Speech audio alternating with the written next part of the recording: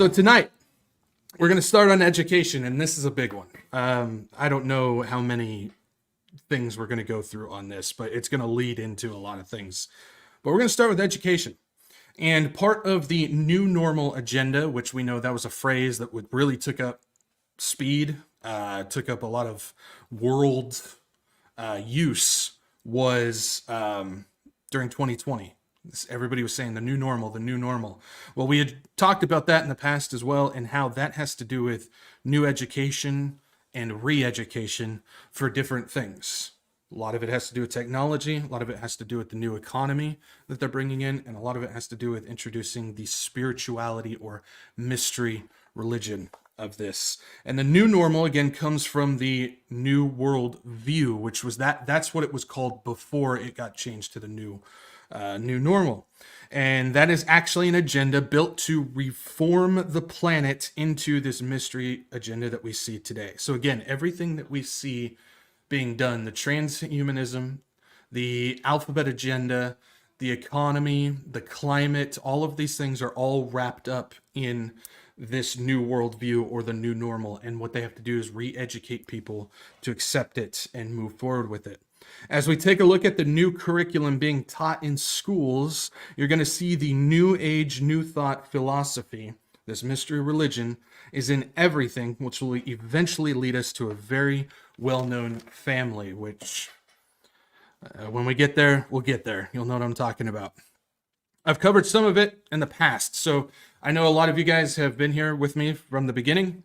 Not the beginning, but have been with me for a while, and I've talked about some of this stuff in the past, but I'm going to bring a lot of it back over, but I'm going to expand upon it. We're going to go deeper into this because there's a lot of stuff that we're going to get to. So some of it, if you've been with me, you might have heard.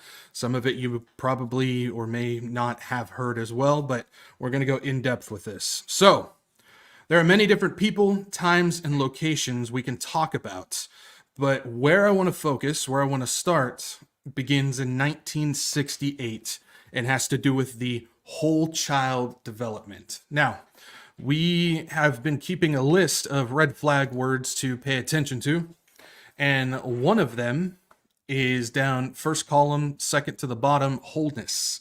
Has to do with whole child, wholeness, has to do with basically the whole of a kid. So if you go, we've talked about this before, but if you go into New Thoughts, the wholeness is you have to reach enlightenment in your whole body of mind, heart, your emotion, and you can then reach this awakening, this enlightenment. And so Wholechild or wholeness is a part of this, and that stems all the way into it. And it is more widely known today as CASEL, or the SEL learning curriculum. And so if you guys don't know, this is CASEL. I think educators all over the world are joined in a single belief. We believe that all children can be great, that all children matter, have gifts, deserve a place in the world, all children, no matter what. Too many children find themselves in pain, struggling, disengaged, not discovering their unique purpose. I think the fundamental insight that brought us together in CASEL was we all sensed that there was just something we didn't know, we didn't have at our disposal. I was lucky enough to find myself in the company of extraordinary human beings. I found Eileen Growald and Dan Goleman, I found Dave Slider and Mark Greenberg, I found Linda Lantieri. We thought to ourselves, let's collaborate. Let's create a collaborative that brings the academic life of the child and the social and emotional life of the child together. As it turns out, it wasn't six of us. It was a process. It wasn't a moment. It was an experience. We collaborated with principals and superintendents. Teachers came in. Young people themselves brought their voices to the table. So many parents saying to us, engage my child. Help my child find his or her deepest desire. We built CASEL, the collaborative for academic, social, and emotional learning. Oh, isn't that cute and just all happy and no, we care so much for the kids and there. Now, there's a whole lot that's bad in this, and I'm gonna hopefully by the end of this you'll see where all that comes from, because that's what we're going to be talking about today. So before we get into what's going on today with the classroom and the school and what they're going on with the curriculum, we have to understand where it comes from. And so SEL started in 1968 by the guy named Dr. James Comer with a team of his colleagues from the Yale University's Child Study Center. And they began a program that would involve 2 public schools in New Haven, Connecticut, called the Comer School Development Program, or SDP. So that is the Comer School Development Program. This is where it all basically began. The SDP model was deployed into over 1,000 schools in 26 U.S. states, Trinidad, Tobago, South Africa, England, and Ireland. So this program that this guy created basically just started growing and went worldwide, basically started going all over the place into these different countries and these different areas, taking this same approach. And so SDP is a full socioeconomic, of course, psychiatric and philosophical model built to hit every aspect of a child and program him or her accordingly. So this program that Comer created isn't the SEL curriculum itself, but what it is it's a program built by psychiatrists basically to basically teach and mold a child into accepting and believing this type of curriculum that's going to come in the future. So this was the beginning of this. This doesn't have to do with a child learning how to learn, which is really what they're supposed to be doing as a kid, learning how to learn on their own, not just get taught these things and molded to what they are now, which schools have basically become indoctrination centers. A lot of it has to do with what this guy did, basically. But it has to do with basically getting this kid to just accept whatever is being pushed into their head from the school. So while not as deep in the spiritual and the curriculum side that SEL, this model is what led to CASEL. So before we do that, we always got to take a look at some of these people, see where they come from. Who are they? So who is James Comer? Dr. James P. Comer. He is a child psychiatrist and served as Maurice Falk Professional of Child Psychiatry in the Yale Child Study Center since 1976. He's the developer of the Comer School Development Program, that's the SDP. He's authored 10 books, including Beyond Black and White, Black Childcare, and Raising Black Children. So we're already seeing the influence of the social justice, the racial justice stuff, which we know is a part of SEL, which we also know is a part of the mystery religion as well. This has to do with this socio-social type of stuff. He's written over 150 articles for Parents Magazine and 300 syndicated articles on children's health and development and race relations. Here we go again with that.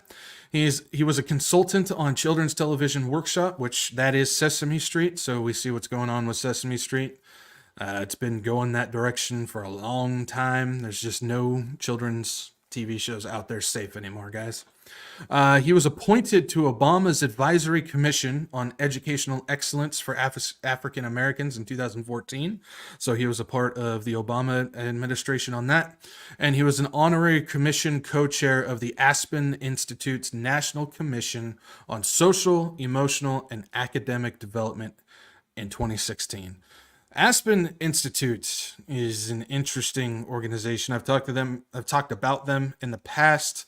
There's a lot there. We may get into them sometime in the future. We may not. We'll kind of see how it goes, but they're involved in a lot of things. They're one of those organizations that's really behind the scenes, and a lot of people don't really know about them, but they're heavily involved in a lot of this stuff. So we'll see if we go there, but he is a part of that as well. So you can see he's got a lot of study. He's got a lot of influence on this stuff. He's been a part of some very questionable people and organizations. We can say it like that.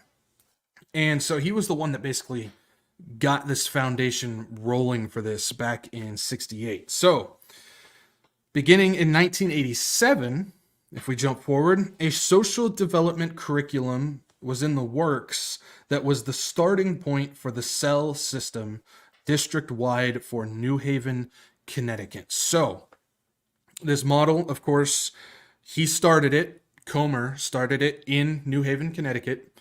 And then if you jump forward to 87, a new curriculum. So built upon the foundation of this type of system structure that Comer created is a curriculum that started coming on top of it called the SEL system. They were working on it back then in 87, and it was being used in New Haven. So New Haven, Connecticut was kind of the testing ground. They were the guinea pig for this type of thing. And at the same time, another team who chaired the board of William T. Grant Consortium focused on school-based promotion of social competence, and that brought together the framework for social and emotional curriculum in the schools for kindergarten through 12th grade. So at the same time New Haven was testing this social emotional curriculum, there was another team who was also working on the same thing, who was working on obtaining a grant to start to blow it up, basically, to get it going past New Haven and start getting it into other schools. And that was laying down the framework for this education curriculum system that they're trying to do in SEL. Now, this wasn't the only contribution by William T. Grant. If you guys don't know William T. Grant, he was the guy who basically had the dollar, was it the dollar store? Something like that, the cent store or something like that. I can't remember exactly what it was. But he started a foundation basically that started putting out money for anything that had to do with social justice. He also funded people like Jane Goodall, who we know she's a part of this New Thought thing movement as well. She's heavily involved in the UN and all these things. He was funding some of the stuff that she was working on. He was also funding things for other racial justice programs and everything. That goes back a long time. So he was heavily involved with this. But he also, back in 1954, so if you want to go back even further in history, his foundation supported work on parent-infant attachment theories, say that 5 times fast, and early social emotional development. So even before Comer started laying down the foundation for this, people were already working on this social emotional attachment type of theory back then. And so that eventually rolled into the SEL program, and William T. Grant was funding that. This work was being done by people by the name of John Bowlby, Margaret Mahler, and Mary Ainsworth. Some people you might not know. Just a quick history on these people. John Bowlby, at the time, that he basically was a mental health consultant for the WHO. So back in the 50s, Bowlby, who was working on this social emotional attachment theory, was also working for the WHO as well. So that goes back in history. You see how there's really nothing good there. And he was also commissioned several times to work on WHO studies and research on children's development at the time. So the WHO was already working on kids back then. Then we got Mary Ainsworth, who was one of his main partners for quite a few years. Was also a professor at Johns Hopkins University. So we're seeing some of the regular offenders of what we see going on today making an appearance all the way back in the 50s, who was working on this social emotional learning as well as attachment theory research back then too. So they just continue to show how involved they are with this corrupt stuff that we see going. So that's just a quick history on that. So we got 68. Comer was basically created the foundation, the SDP foundation for this stuff. Then back in 87, you've got the 2 teams that are working on progressing the SEL study as well as getting funding to make it go bigger.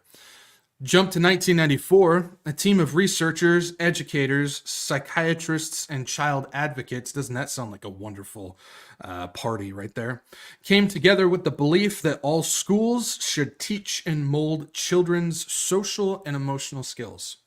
So you got a group of people who have way too much, what's the word? Education. They like to study so much that they're too much education, in my opinion, on this. Who are coming together basically saying that schools need to basically start molding a kid's emotions, start molding their activism, basically what they believe should be socially acceptable. That's now becoming the school's job. So we look at what's going on with schools today, and I mean, we look at this and it's way beyond anything that they should be doing, because parents don't want to be parents anymore. They want to basically say, I don't want to teach my kid anything. Just let the school do it, and create these pre-programmed people with the agendas that we see going on today, with the spirituality, religion stuff that we see going on today, and just put them out in society. And just, so now it's not about teaching a kid how to learn. Now we're going to teach kids what to learn. Then we're going to start teaching kids what to believe and how to act. That's what they wanted to do. They wanted to teach kids what to believe and how to act at this point, extending it further than what it was. This is when CASEL was formed. That video that we started off with, that's when this was formed back in 1994. And the SEL language, that term, the phrase, was established back in 1994.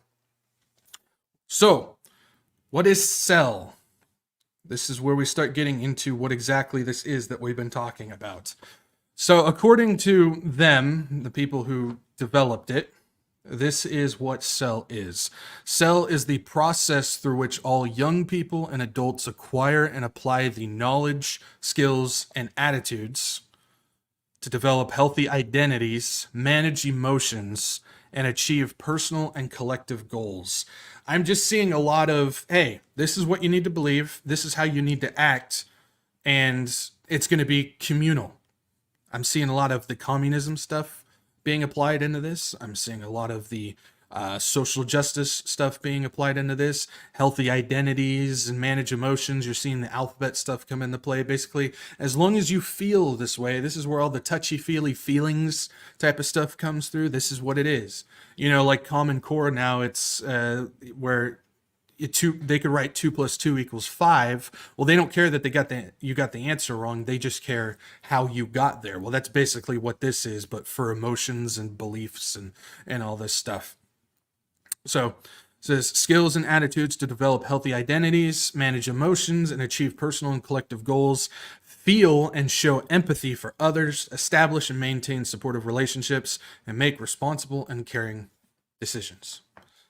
So basically, at the foundation, it's a psychological, spiritual, and emotional re-education, the new normal, new worldview.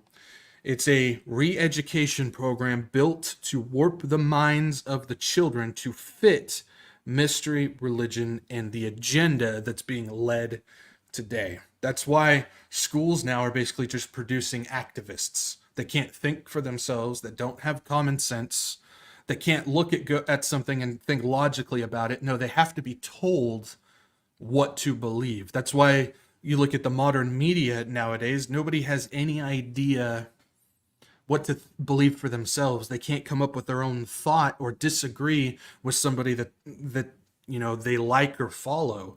They have to be told what to believe, and they can go from one person to the other, and they can change their belief system in a matter of one day 3 times, because that's what they were told. That's how they're programmed. Well, I'm told to believe this, so whatever my favorite person says or whatever my favorite news thing says, I'm going to believe that. And so they're just creating an army of people to just go with the narrative. That's what it is at the foundation. Within SEL, there are 2 programs. So there's 2 types or 2 versions of SEL within this curriculum. So if we take a look at this, this is not good. This is not good. So we got personally responsible SEL. So in this type of curriculum, it's about ask individuals to display pro-social attitudes and behaviors. Basically, ask an individual to be an activist for the narrative of today. That's what they're going with on this. Then you've got conform or comply with dominant social order. Oh boy. Yeah. Why don't you go ask the founding fathers how they thought of that one? Anyways, then the next one, focus on individual skill development, which really, that's not bad. Focus on your individual skills. Depends on what those skills are, honestly. Gender studies is not a skill. Sorry. Not sorry. And then it says, might emphasize core competencies of self-management, social awareness, relationship skills, and responsible decision-making. I'm seeing a whole lot of bad on that one. Then, just the name of this one alone is not, I mean, that's red flags. Transformative Sel. And in this curriculum, critically analyzes institutions and systems and seeks to change systems.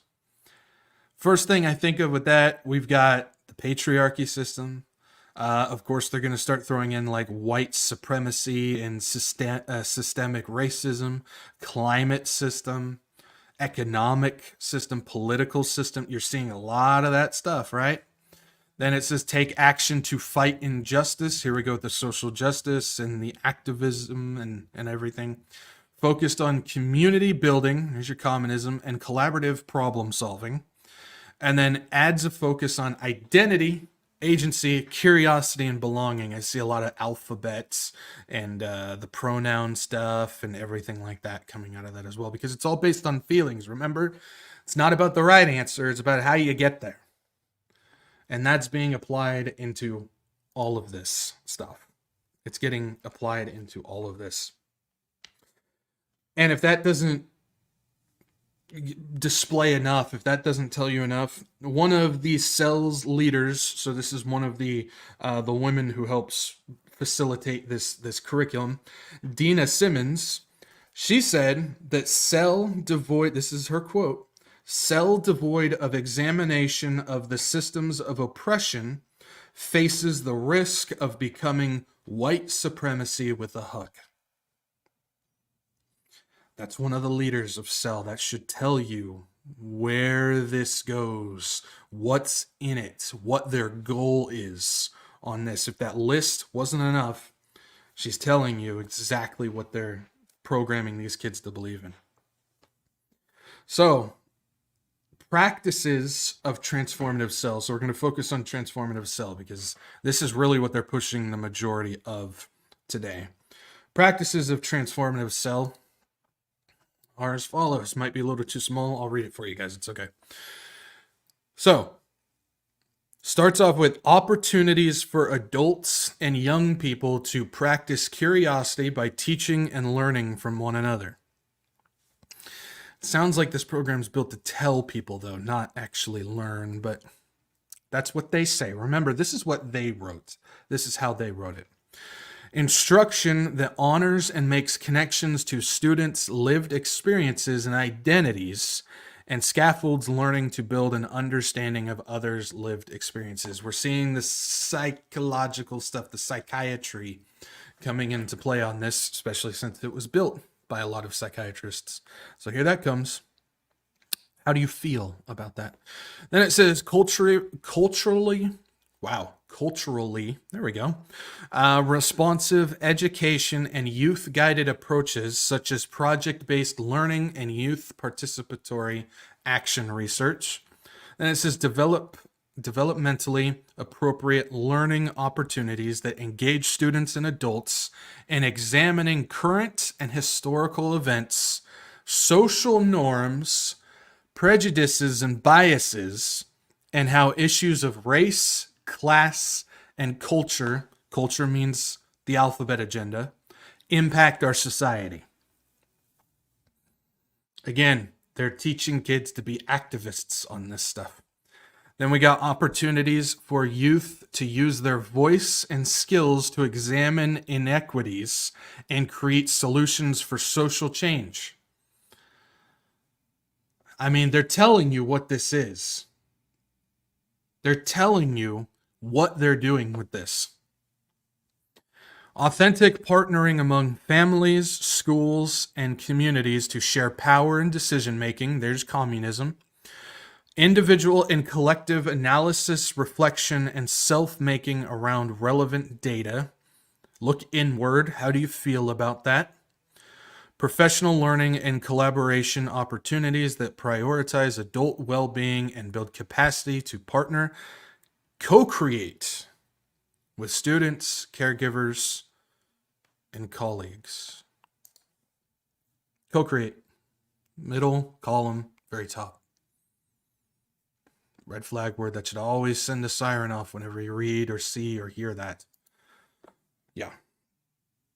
So, all of that, what we've seen with the different programs in CEL, what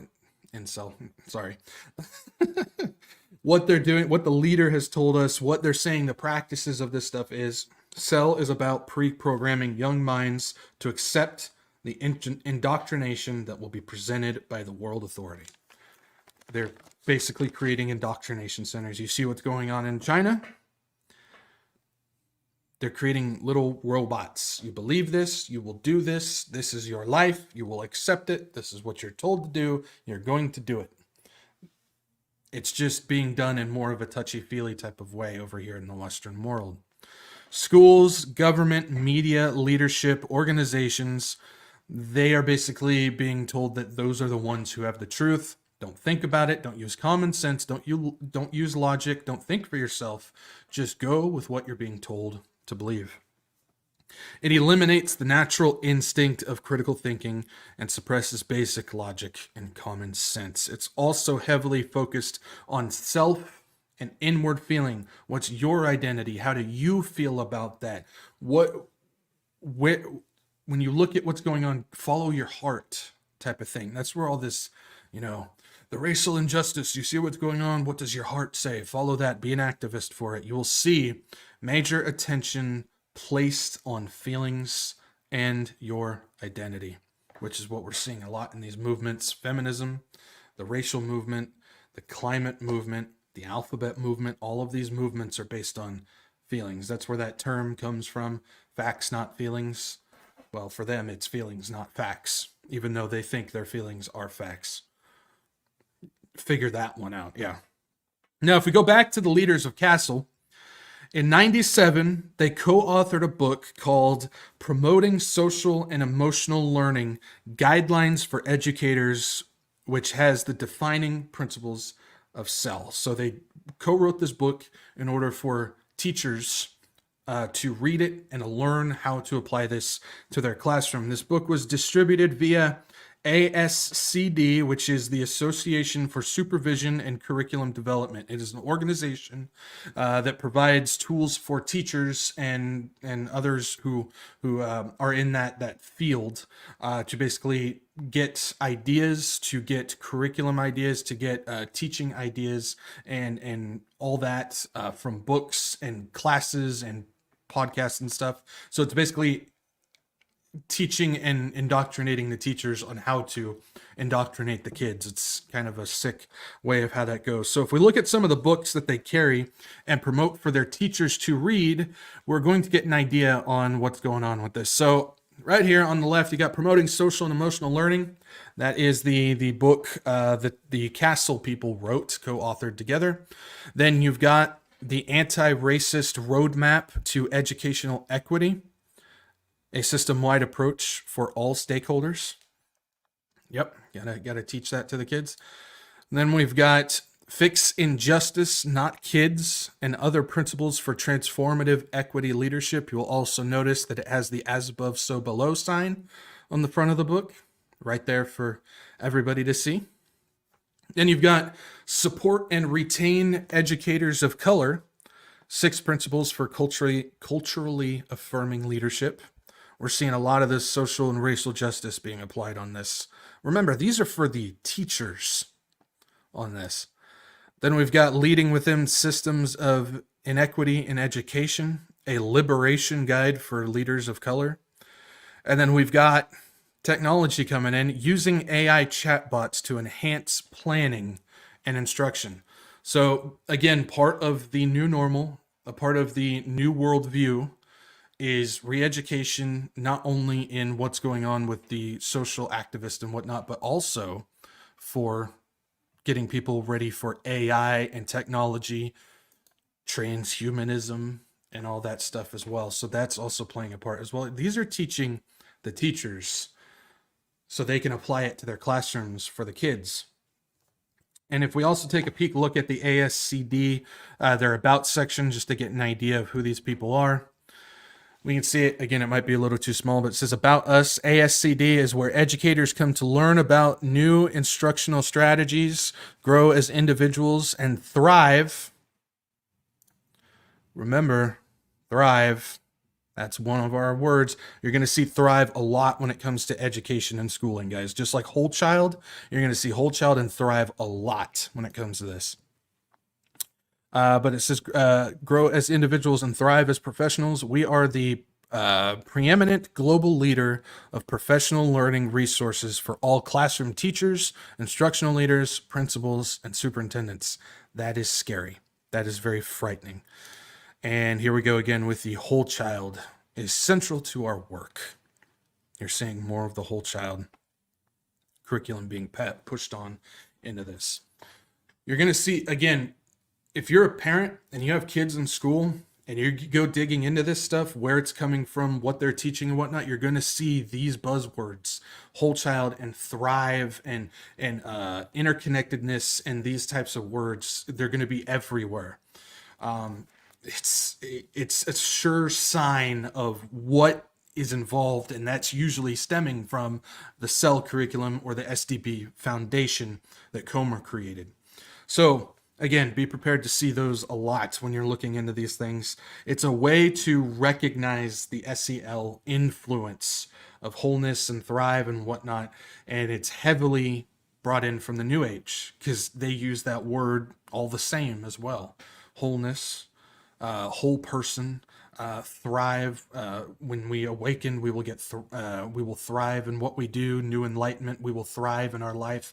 You'll see these things a lot, which is scary because when I was in the NAR church, I actually attended a church called Thrive. That should tell you something right there. Mystery Religion was heavily in that church, by the way. Now, if we look at a couple of the founders of CASEL, because again, we got to learn who these people are, where it comes from, so we can have a firm understanding before we actually dive into all this stuff. So if we look at a couple of the founders, first up, we've got a guy by the name of Daniel Goleman. Again, a name that you probably never heard of before, because I didn't hear of it before. If you did, points for you. If Caterlin's in the chat, she's got cookies for you. But if we take a look at Daniel Goleman here, doesn't he look like a bright, cheery guy? Oh, boy. Okay. Goleman, let's take a look. He's got a PhD in psychology from Harvard University. Remember William James, who created the philosophical and psychology department at Harvard, who was a firm believer in new thought and new age belief systems? There it is. He is also an agenda contributor for the World Economic Forum. He's one of the co-founders of CASEL. He co-directed the Consortium for Research on Emotional Intelligence in Organizations at Rutgers University. That's a mouthful. He authored the books of Emotional Intelligence, Social Intelligence, Ecological Intelligence, and Destructive Emotions. That one he co-wrote with the Dalai Lama. I kid you not. He was a writer for the New York Times and Psychology Today, as well as he's a board member of Mind and Life Institute. We'll get to Mind and Life Institute here in a second. But this dude, he's got a background in New Age. He's got a background in the psychology and the tapping into the emotion and what the wholeness of somebody. He's got a background in all this, and he's got reach as he's part of the World Economic Forum as well. He's actually spoken at a couple of their conferences. Now, what is Mind and Life Institute? Well, Goleman, he traveled to India for part of his psychology and philosophical studies, where he focused on ancient systems of psychology and meditation practices of the various Asian religions. So not only is he tapping into the psychology of everything, but his travels took him to places for meditation and ancient religious systems and what they're doing with that. He was a practicer of meditation and wanted to learn other ways it was done and how it is connected to psychology and stress. He also wanted to dive deeper into the theory of mind. That's where we see a lot of like what William James was teaching about, and what he believed, the theory of mind, of how we can create our reality through our mindset. We've talked about this before, where the reason why the sky is blue is because everybody on the earth basically believes that it's blue, and so it's blue. If everybody all of a sudden believed that it was red, the sky would be red, type of thing. That is where the theory of mind comes in. It has to do with vibrations. That's where that term good vibes come from. Everything is a vibration, and our heart puts out the vibration. That's why we need to have a loving vibration. That's why we need to have a positive thinking vibration, because then the world can change due to that. That is theory of mind in a nutshell. That is what they believe, and a lot of New Age and New Thought has to do with that. That goes all the way back to Gnosticism. That's why when you reach new knowledge, you can surpass all of reality, all of creation, and meet the astral elders. It has to do with theory of mind. So that's where that comes from. He also wanted to dive deeper again into theory of mind and its association with meditation and psychology. And obviously, coming from Harvard psychology, the influence of William James plays a part of that, but it extends to what the Asian religions believe, that ancient Asian religion stuff, Hinduism and Buddhism and all the other isms that come out of that area. They're all interconnected, and that's what he was studying, is how all that plays a part. This was put into the CASEL, into the SEL curriculum. This was placed in that. There's no way that you can create this education system without placing it in there. And as we continue to go through this, we're going to see a lot more of what was placed in this curriculum. All of this plays a part in the Mind and Life Institute. So the Mind and Life Institute was founded in 1987 by three people. A guy by the name of Francisco Varela, Adam Engel, and Tenzin Gyatso, or if you don't know who that is the 14th Dalai Lama.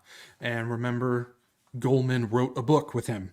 The goal of the Mind and Life Institute is to use technology and Buddhist wisdom practices to explore the nature of reality. Theory of mind, basically. So if we take a look a little bit further on Mind and Life, we just take a look at just some simple stuff. The front page, we see mindfulness in the climate crisis. We see the climate agenda coming through on this. That's what I'm saying. You look at the SDGs and you look at what they're doing with the climate and everything like that. This is all part of mystery religion as well. Mother Earth, the worship of Gaia. We just talked about a little bit of that with the divine feminine last week. That's where this climate stuff comes from. We keep looking at this stuff. They have other connection groups, Mind and Life Connect. What they host should just tell us everything. You've got one that's basically on emotional awareness, cultivating emotional awareness. You got another one that's on reshaping systems towards a culture of belonging. And then you've got another one, which is, what is your karmic assignment? That has a lot to do with, people don't realize karma is actually a goddess in belief, and karma is one of those things where, you know, the what goes around comes around type of thing. That there's nothing biblical about that type of thing. Some people want to say, oh, that's where reap what you sow comes from. Those are two different things. But karma is something a lot of people say, oh, you know, it's going to be bad karma if you do that. Don't do that. Like, it's the same thing, like knock on wood and stuff like that. It's a superstitious thing that comes from these religions. I highly suggest avoiding them. If you notice, there's sometimes that I'll say, like, we're lucky or luckily, and I try and change that, because that's also something else that we shouldn't be going into, because luck isn't something that exists either. That is also a part of this religious practice, this mystery religion. On that, Billy, if you guys want to know more about that stuff, go check out Billy Crone's Voodoo and Vampire series. He goes heavily into that stuff. So a lot of the stuff that I'm not covering, he's covering. So that's a good idea to head over there and watch that if you haven't. And then this is also on their website as well. You can see Mother Earth there, sitting there, and it has to do with fundamental interconnection. We are oneness with the planet. You can see on here below enlightenment, oneness, interconnectedness. That means the planet and us are one. This also comes from one of the beliefs of Barbara Marx Hubbard. We talked about this at the very beginning, where she believes we are the cells of the planet. And so we are one, we are interconnected, we are one with the planet type of thing. That's where that stuff comes from as well. So that's a big thing that we've talked about. So kind of gives you an idea of what they're about. If we also take a look at their strategy, again, it might be too small. I can cover it. Really, the only thing to look at this is the human-earth connection. There's some other stuff up top, but you see, things like commitment to nurturing individual, societal, and planetary flourishing, and all that. But if you look at the last one, human-earth connection, we investigate how the union of contemplative wisdom and science can lead to greater awareness of the interconnectedness of all life. Oneness with the planet. We are the cells on the planet of Mother Earth. That's where that comes from. And action to support and sustain both individuals and the Earth's living systems. Areas of study include how contemplative practice influences how people experience and respond to climate change. Here we go. And the role of earth-honoring practices in reawakening our collective responsibility as stewards of our planetary future. Reawakening. Very top, first column. Awaken. That is a huge one. Whenever you see that, turn around, run away. No, you don't want to do that.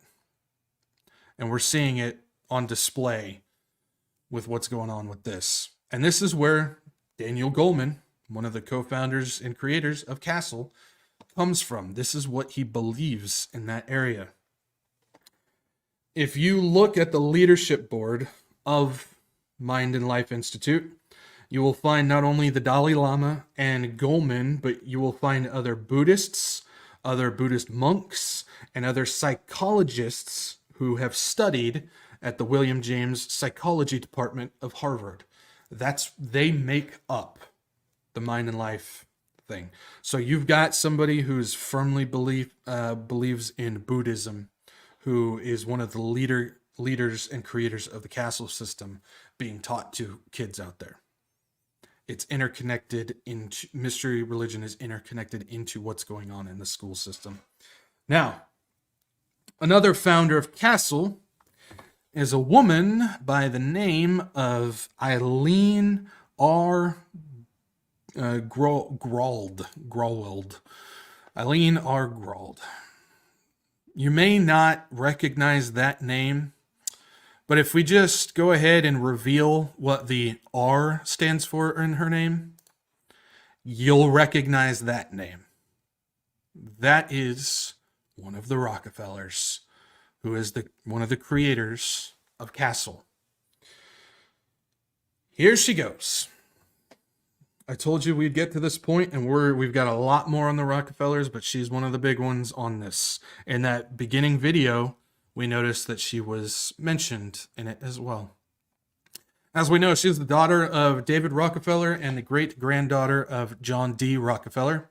She is the founder of the Institute for the Advancement of Health. She's one of the co-founders of CASEL. She founded the Growald Family Fund. She's one of the founding chair of the Rockefeller Philanthropy Advisors. We're going to get to that probably in a couple weeks, Lord willing. And then she's also a venture philanthropist, there we go, with investments in philosophical, political, social, and ESG organizations. She also does a lot of other stuff with the Rockefeller family. Oh yeah, we know that they are not good, no bueno. So we're not going to dive into all of that today because that is an entire thing on its own, but we will get to the Rockefellers. I've been saying it from the beginning. We're going to get there. We just got to make sure we cover our other bases first. But yes, she is one of the co-founders of CASEL, one of the co-creators of CASEL. Other founders of CASEL include Mark T. Greenberg, Linda Lantieri, who is a New Age follower who is connected to the Spirituality Mind Body Intensive, who's That's also a Rockefeller organization. We'll get to that. Don't worry. We'll get there, but she's a part of it.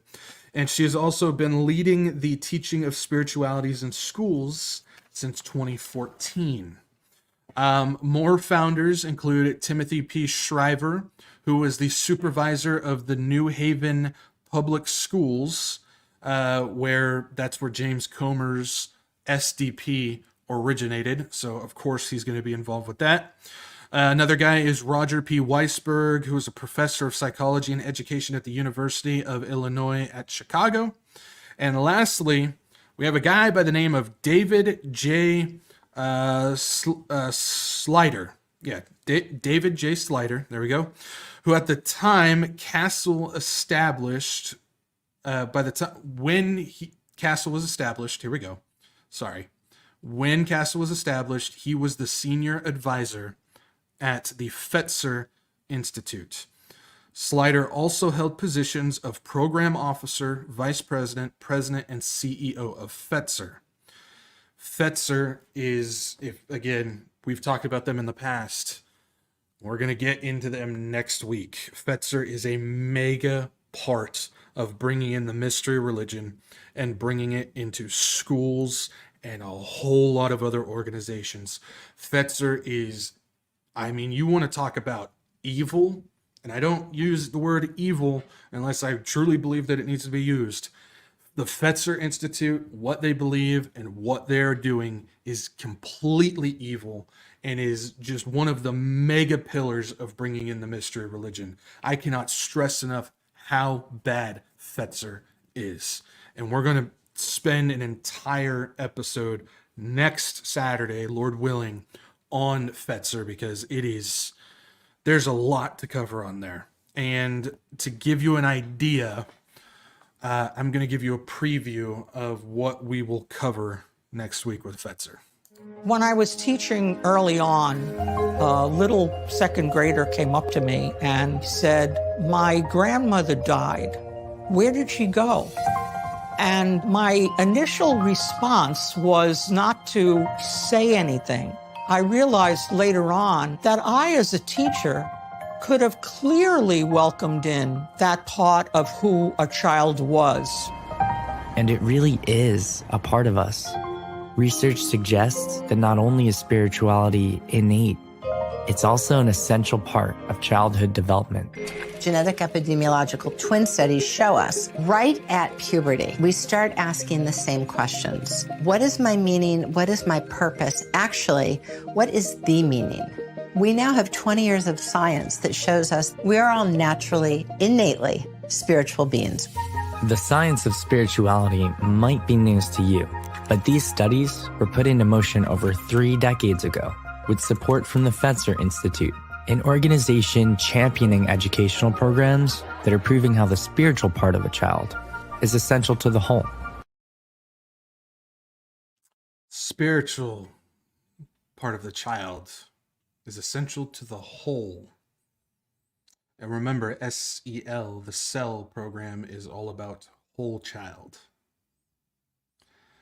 And a lot of who these people are who created this program believe solely in mystery religion. If you guys, we'll get to it next week, but just to point it out, that woman who was talking at the beginning of that video was one of the creators of CASEL, one of the founders, and that was Linda Lantieri, who's a part of the Fetzer Institute as well. We're going to go big time into them next week. We have a lot of stuff to cover about them. Who is Fetzer? Who is John Fetzer? What did he believe? Who did he follow? Hint, hint, Alice Bailey. He believed heavily in what she was pushing and her goal on that. They've also got quite a few interesting documents and videos pointing out some pretty horrific things on what they want to do with kids and mystery religion, and they are one of the leaders in getting the SEL program out. He's one of the big funders and one of the people who was heavily pushing curriculum, and they still are to this day.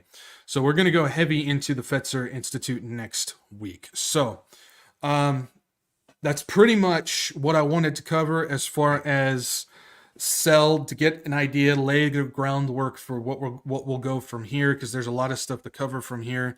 We got Fetzer, we got some other programs that are being worked on. We've got the Rockefeller side of things, which that will bring us right back around to Barbara Marx Hubbard. I kid you not. That's why I wanted to start with her, because of how connected she is and all that stuff. But this is the groundwork of what is being taught in the kids. This is in schools to the kids. This is about bringing in mystery religion for kids to believe in all of these social justice, alphabet, climate, everything that we see going on with the UN SDGs and everything that we see going on with all of these agendas. It's all wrapped up in the same mystery religion blanket. Everything is all tied together, and this has been in the works for a very long time. Again, we take this all the way back, even past 68, all the way back to the 50s, where they were already working on the attachment theories and the social emotional learning theories back then that William T. Grant was funding to get done, all the way up until what we see going on now with the Wholechild and the CEL and the CASEL and all of that stuff wrapped up into this. This is teaching, transformative CEL kids into believing the mystery religion that is being pushed now and leading everything together. This is really wrapping everything up together in a beautiful bow, an evil bow that will get handed over to Satan at the midpoint of the 70th week.